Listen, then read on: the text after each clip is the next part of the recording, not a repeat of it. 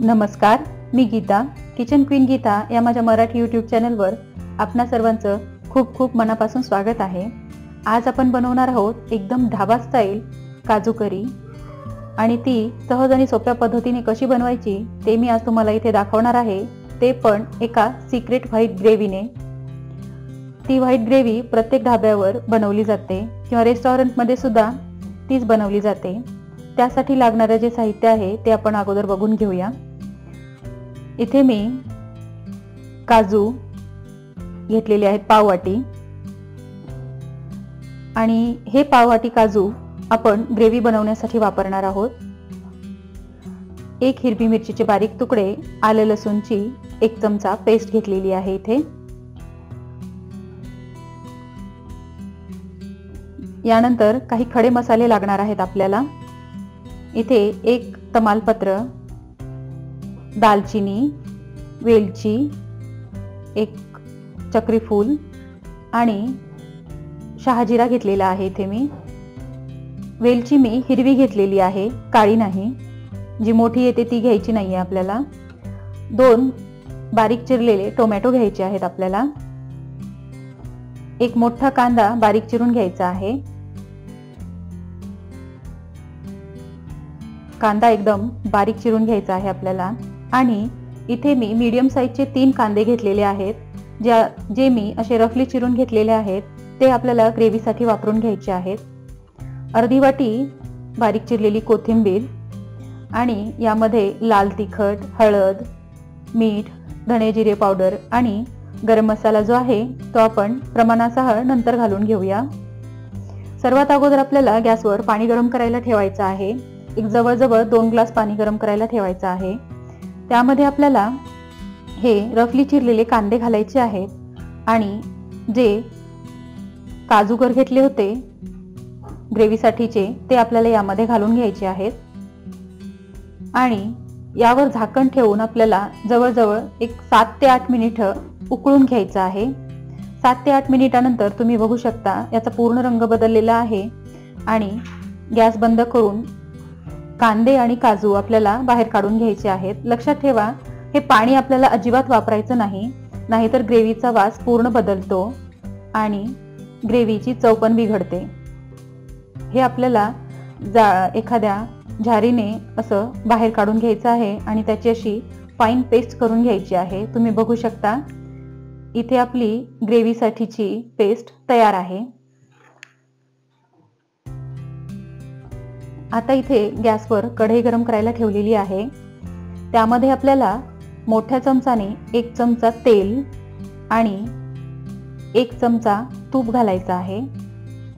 तुम्ही बटर पण वापरू शकता. यामध्येच आपल्याला 1 मोठा चमचा तूप घालून घ्यायचा आहे.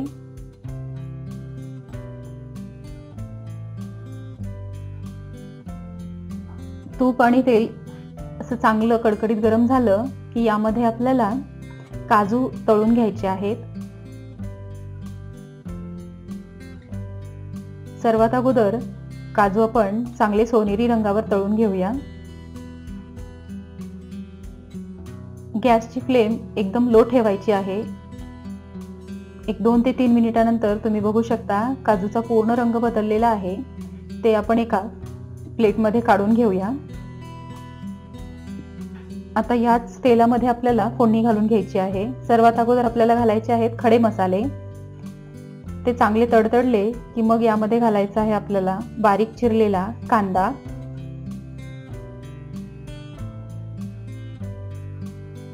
मसाले चांगले भाजून द्यायचे आहेत आणि मगच कांदा घालायचा आहे.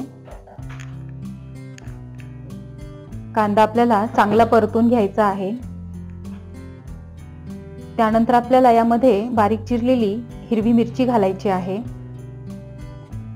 ती पण आपल्याला चांगली परतून घ्यायची आहे. हिरवी मिरची चांगली परतून झाली की मग यामध्ये आपल्याला आलं आणि लसूणची पेस्ट घालायची आहे.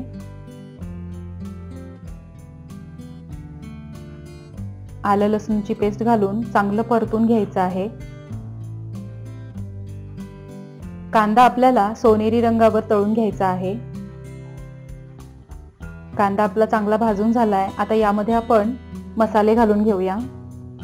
चवीनुसार लाल तिखट घालायचं आहे. लाल तिखट तुम्ही तुमच्या आवडीनुसार कमी किंवा जास्त करू शकता. यानंतर पाव चमचा हळद, त्यानंतर आपल्याला घालायची आहे धणे जिरे पावडर,